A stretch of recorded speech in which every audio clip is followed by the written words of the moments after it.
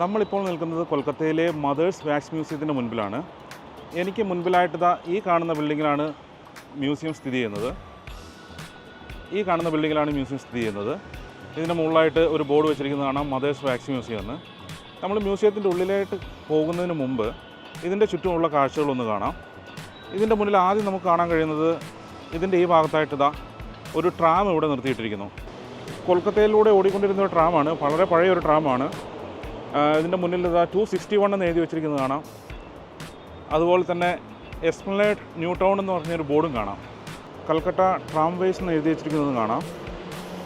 ഇതിൻ്റെ ട്രാക്കെല്ലാം സെറ്റ് ചെയ്തിട്ടുണ്ട്. അതിൻ്റെ ട്രാക്ക് എല്ലാം സെറ്റ് ചെയ്തിട്ടാണ് അതിൻ്റെ മുകളിലാണ് നിർത്തിയിരിക്കുന്നത്. നമ്മളിതിൻ്റെ ഈ സൈഡിലോട്ട് വരുമ്പോൾ കൊൽക്കത്ത സ്ട്രീറ്റ് ഫുഡ് എന്ന് പറഞ്ഞിട്ട് ഇവിടെ ഒരു ബോർഡ് കാണാം. അപ്പോൾ എനിക്ക് തോന്നുന്നു ഇതൊരു റെസ്റ്റോറൻ്റായിട്ട് ഇപ്പോൾ കൺവേർട്ട് ചെയ്തിരിക്കുകയെന്ന് തോന്നുന്നു. ഇതൊരു റെസ്റ്റോറൻറ്റ് തന്നെയാണ്. ഇവിടെ ചെയറെല്ലാം ഇട്ടിരിക്കുന്നു, ടേബിൾ ഇട്ടിരിക്കുന്നു. വളരെ മനോഹരമായിട്ട് ഇതിനെ കൺവേർട്ട് ചെയ്തിട്ട് ഒരു റെസ്റ്റോറൻ്റാക്കി മാറ്റിയിരിക്കുകയാണ്.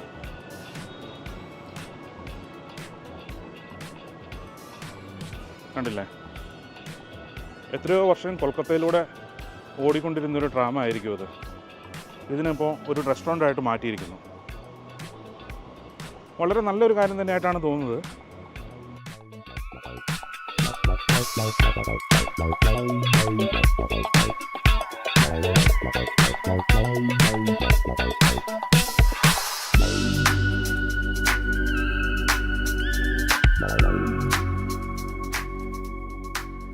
നമ്മൾ ഈ ട്രാമിൻ്റെ ഈ വശത്തോട്ട് കടന്നു വരുമ്പോൾ ഇവിടെ ഈ മെറ്റൽ ഷീറ്റിനകത്ത് കുറച്ച് ആർട്ട് വർക്കുകൾ ചെയ്തു വച്ചിരിക്കുന്നത് കാണാം.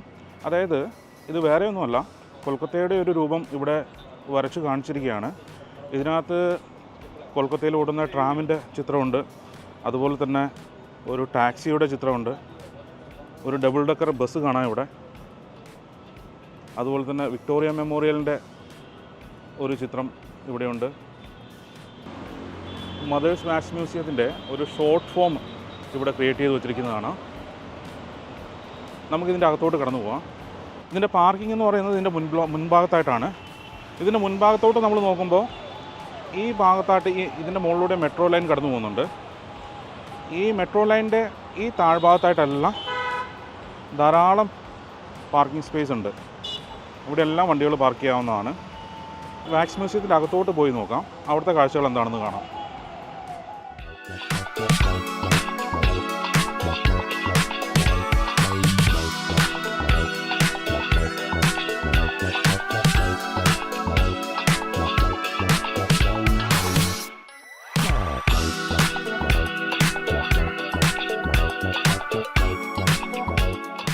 നമ്മൾ മ്യൂസിയത്തിൻ്റെ അകത്തോട്ട് വരുമ്പോൾ ഇവിടെ ഒരു ഫോട്ടോ ഫ്രെയിം പോലെ ഒരു സംഭവം ക്രിയേറ്റ് ചെയ്ത് വെച്ചിരിക്കുന്നതാണ്. ഇത് വേറെ ഒന്നുമല്ല, ഇവിടെ വന്നു കഴിഞ്ഞാൽ ഇതിൻ്റെ അകത്ത് നിന്നിട്ട് നമുക്ക് ഫോട്ടോ എടുക്കാനുള്ളൊരു ഓപ്ഷനുണ്ട്. അതുപോലെ തന്നെ ഇതിൻ്റെ തൊട്ടടുത്ത് തന്നെയായിട്ട് ഇതുപോലെ തന്നെ മറ്റൊരു ഫോട്ടോ ഫ്രെയിമും കൂടെ ഇവിടെ ക്രിയേറ്റ് ചെയ്ത് വെച്ചിരിക്കുന്നു. ഇതിനകത്ത് നമുക്ക് നിന്നിട്ട് ഫോട്ടോ എടുക്കാവുന്നതാണ്. ഇത് കണ്ടില്ലേ, മൊത്തം 2 ഫോട്ടോ ഫ്രെയിംസ് ഇവിടെ ക്രിയേറ്റ് ചെയ്ത് വെച്ചിരിക്കുന്നു.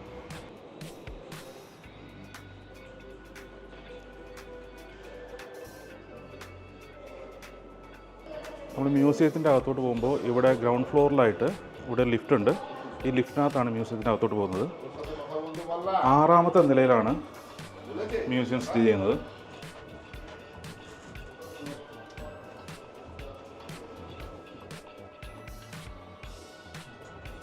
ഓക്കെ, നമ്മൾ 6ാമത്തെ നിലയിലെത്തി മ്യൂസിയത്തിൻ്റെ അകത്തോട്ട് കിടക്കുകയാണ്. ഇതിന് മുന്നിലായിട്ട് ഇവിടെ ടിക്കറ്റ് കൗണ്ടർ കാണാം. നമുക്ക് ആദ്യം ഇവിടുന്ന് ടിക്കറ്റ് എടുക്കാം.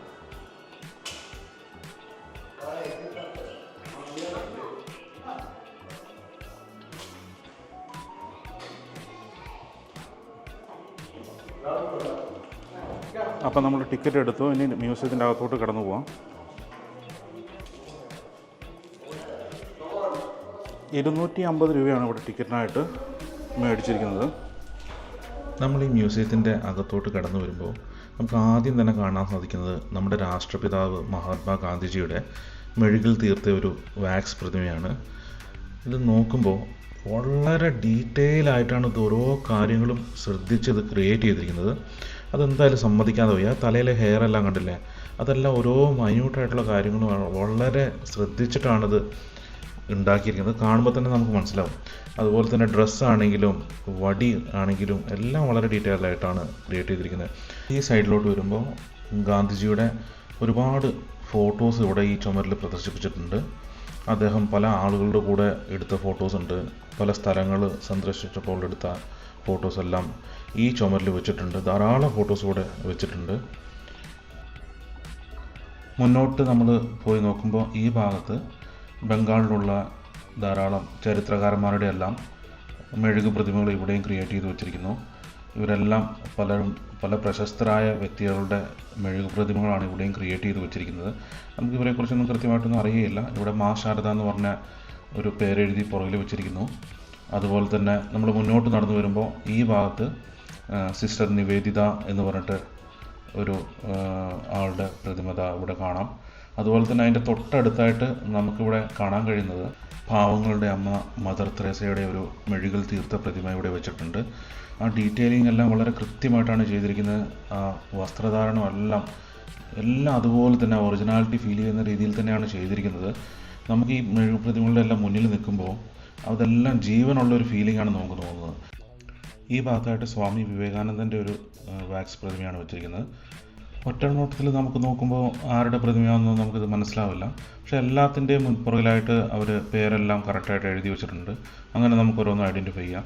വീണ്ടും നമ്മൾ മുന്നോട്ട് വരുമ്പോൾ നമുക്ക് ഇവിടെ കാണുന്നത് നമ്മുടെ രവീന്ദ്രനാഥ ടാഗോറിൻ്റെ ഒരു വാക്സ് പ്രതിമയാണ്. അദ്ദേഹം കസേരയിൽ ഇരുന്നിട്ട് ഒരു പുസ്തകം വായിക്കുന്ന രീതിയിലാണ് അത് ക്രിയേറ്റ് ചെയ്ത് വെച്ചിരിക്കുന്നത്. അദ്ദേഹത്തിൻ്റെ ഒരു വീടിൻ്റെ തന്നെ ആ ഒരു ആംബിയൻസ് എല്ലാം അവിടെ അതുപോലെ ക്രിയേറ്റ് ചെയ്ത് വെച്ചിരിക്കുന്നു.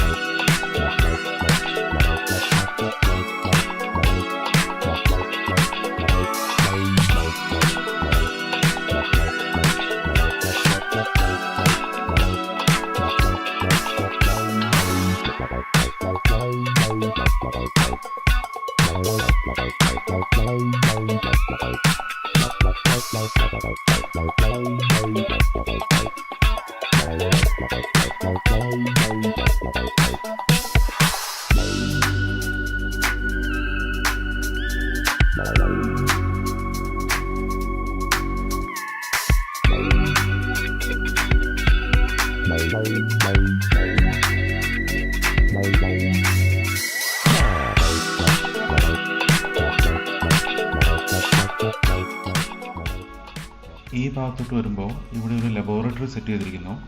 ധാരാളം നിരീക്ഷണ ഉപകരണങ്ങളും ഇവിടെ വെച്ചിട്ടുണ്ട്. പുറകിൽ ഒരു ബ്ലാക്ക് ബോർഡിലായിട്ട് പല ഫോർമുലാസും ഡയഗ്രാംസും ഒക്കെ അവിടെ വരച്ചിട്ടിരിക്കുന്നു.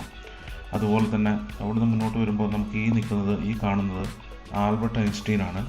അദ്ദേഹത്തിന് വളരെ പെർഫെക്ഷനോട് കൂടിയിട്ടാണ് ക്രിയേറ്റ് ചെയ്ത് വെച്ചിരിക്കുന്നത്. കണ്ടില്ലേ, എത്ര പെർഫെക്റ്റ് ആയിട്ടാണ് ചെയ്തിരിക്കുന്നത്. അതിൻ്റെ സൈഡിലായിട്ട് അദ്ദേഹത്തിൻ്റെ ധാരാളം ഫോട്ടോസും മറ്റു കാര്യങ്ങളൊക്കെ ഇവിടെ പ്രദർശിപ്പിച്ചിട്ടുണ്ട്.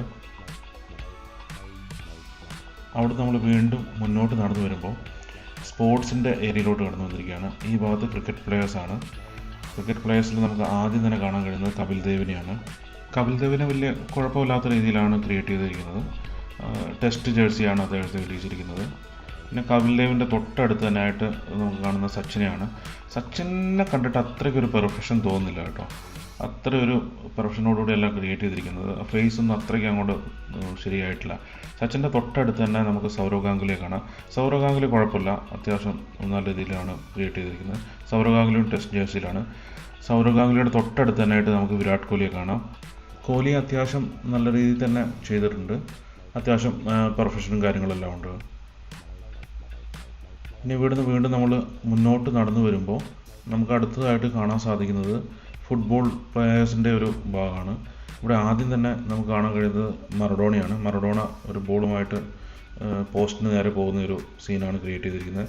മറഡോണയുടെ തൊട്ടടുത്ത് തന്നെ നമുക്ക് നമ്മുടെ പ്രിയപ്പെട്ട മെസ്സിയെ കാണാം. മെസ്സി അത്യാവശ്യം നല്ല രീതിയിൽ തന്നെ ക്രിയേറ്റ് ചെയ്തിട്ടുണ്ട്. പിന്നെ മെസ്സിയുടെ തൊട്ടടുത്തായിട്ട് നമുക്ക് കാണാൻ സാധിക്കുന്നത് പെലെയാണ്. പെലെയും കുഴപ്പമില്ല, ആ കളറും കാര്യങ്ങളെല്ലാം നല്ല സെറ്റായിട്ട് തന്നെ ചെയ്തിട്ടുണ്ട്. പിന്നെ ഇതിന് നേരെ ഓപ്പോസിറ്റായിട്ട് നമ്മളെ അത്ഭുതപ്പെടുത്തുന്ന കാര്യം എന്തെന്ന് വെച്ചാൽ നമുക്കിവിടെ നമ്മുടെ ഒരു മലയാളിയെ കാണാം. നമ്മുടെ സ്വന്തം PT ഉഷയുടെ ഒരു ഫോട്ടോ ഇവിടെ വെച്ചിട്ടുണ്ട്. ഒന്നല്ല 2 ഫോട്ടോ വെച്ചിട്ടുണ്ട്. ഇതൊന്ന് ഇവിടെ വേറൊരു ഫോട്ടോയും കൂടെ വെച്ചിട്ടുണ്ട്.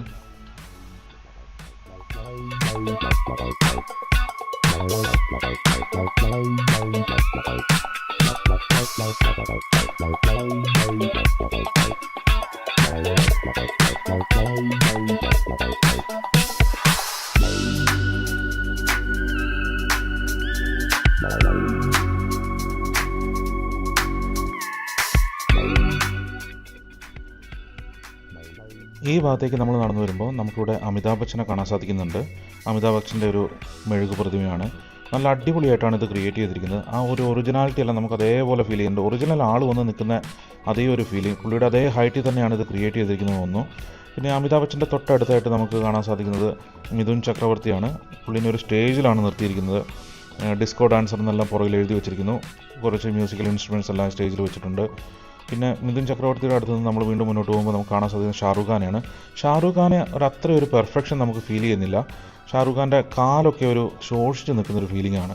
അത് അത്രയ്ക്ക് സെറ്റായിട്ട് തോന്നുന്നില്ല. പിന്നെ ഷാറൂഖ് ഖാൻ്റെ തൊട്ടടുത്തായിട്ട് നമുക്ക് കാണാൻ സാധിക്കുന്നത് സൽമാൻ ഖാനെയാണ്. സൽമാൻ ഖാൻ എന്തായാലും നല്ല കിഡുവായിട്ട് നല്ല അടിപൊളിയായിട്ടുണ്ട്. കോസ്റ്റ്യൂമും ആ പുള്ളിയുടെ ആ മസിൽ പിടിച്ചുള്ള നിപ്പൊക്കെ കണ്ടില്ല, നല്ല സൂപ്പറായിട്ടില്ലേ, നല്ല അടിപൊളിയായിട്ടുണ്ട്. എന്തായാലും സൽമാൻ നല്ലൊരു ഒറിജിനാലിറ്റി സൽമാൻ ഖാൻ്റെ കാര്യത്തിൽ എന്തായാലും ഫീൽ ചെയ്യുന്നുണ്ട്.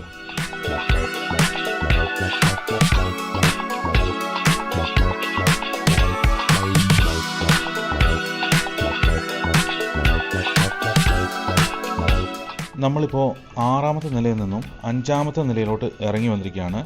ഈ ഭാഗത്തെല്ലാം നമുക്ക് കാണാൻ സാധിക്കുന്നത് ഹോളിവുഡിലെ താരങ്ങളെയാണ്. ആദ്യം തന്നെ കാണാൻ സാധിക്കുന്നത് മൈക്കിൾ ജാക്സനെയാണ്. മൈക്കിൾ ജാക്സൺ അദ്ദേഹത്തിൻ്റെ ഒരു ഡാൻസിൻ്റെ സ്റ്റെപ്പ് ആയിട്ടാണ് നിൽക്കുന്നത്. ഒരു ഗിറ്റാറും കാര്യങ്ങളെല്ലാം വെച്ചിട്ടുണ്ട്.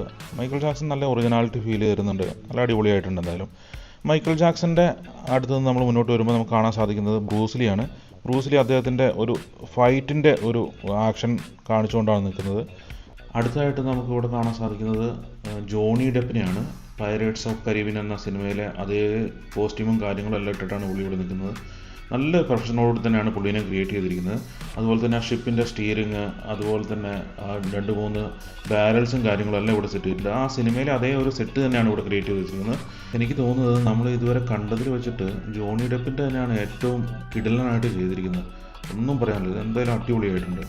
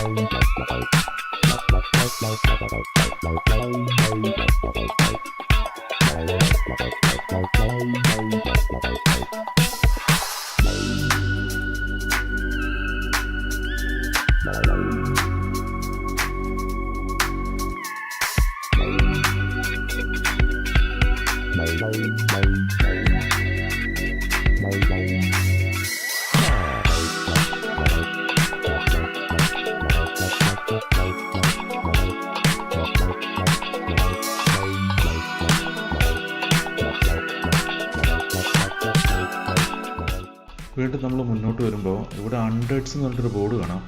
ഇതിൻ്റെ ഉള്ളിലോട്ട് കയറി വരുമ്പോൾ ഇവിടെ ഫുള്ളൊരു പ്രേതാലയത്തിൻ്റെ ഒരു സെറ്റപ്പാണ് ചെയ്ത് വെച്ചിരിക്കുന്നത്. ഫുള്ളായിട്ട് ഒരു ഹൊറർ മൂവിയുടെ ഒരു സെറ്റിൽ കയറിയ പോലെ ഉണ്ട്. ഇവിടെ ഇതൊരു ചെയറിൽ 2 പ്രേതങ്ങളിരിക്കുന്നു. ഒരു പ്രേതത്തിൻ്റെ മടിയിൽ വേറൊരു പ്രേതം ഇരിക്കുന്നു. എൻ്റെ പൊന്നോ, ഇത് കിടിലനായിട്ടുണ്ട്. അതുപോലെ തന്നെ ഇതവിടെ കട്ടിലേൽ തല തിരിഞ്ഞു പോയ ഒരു പ്രേതം ഇരിക്കുന്നു. കഴുത്ത് തിരിച്ചു വച്ചിരിക്കുകയാണ് പുറകിലോട്ട്. എൻ്റെ പൊന്നോ, കൊള്ളാം. അടുത്തത് ഇവിടെ ഒരു പ്രേതം ഇരുന്ന് ഊഞ്ഞാലാടുന്നു. ഇതെന്തായാലും കിടിലായിട്ടുണ്ട്. ഇവിടുത്തെ ഈ അറ്റ്മോസ്ഫിയറും അതിൻ്റെ സൗണ്ടും കാര്യങ്ങളും എല്ലാം. പിന്നെ പിള്ളേരെല്ലാം വന്നാൽ പേടിച്ചു പോകും. ഇതിനകത്ത് കയറി കഴിഞ്ഞാൽ പേടിച്ചു പോകും. ഈ സൈഡിലായിട്ട് ശവപ്പെട്ടി കുറേ അടുക്കി വെച്ചിരിക്കുന്നു. ആ ശവപ്പെട്ടീൻ്റെ ഉള്ളിൽ നിന്ന് ആരുടെ കൈയും കാലും ഒക്കെ പുറത്തോട്ട് വരുന്നു. ഇതെന്തായാലും സൂപ്പറായിട്ടുണ്ട്. ഇത് കിടിലനുള്ള എക്സ്പീരിയൻസ് ആണിത്. ഇങ്ങോട്ട് നോക്കിക്കഴിഞ്ഞാൽ ഇവിടെ ഒരു കുട്ടിപ്രായത്തിനെ കാണാം. മുടിയെല്ലാം അഴിച്ചിട്ടിട്ട് പെട്ടെന്ന് കണ്ടാൽ പേടിച്ചു പോകും. ഇവിടെ കട്ടിലേലും വേറെ ഒരു ചെറിയ പ്രേതം ഇരിക്കുന്നു. ചുമരയിൽ ഒരു പ്രേതം ഇരിക്കുന്നു. ഇവിടെ 2 പ്രേതങ്ങൾ നിലത്തിരിക്കുന്നു.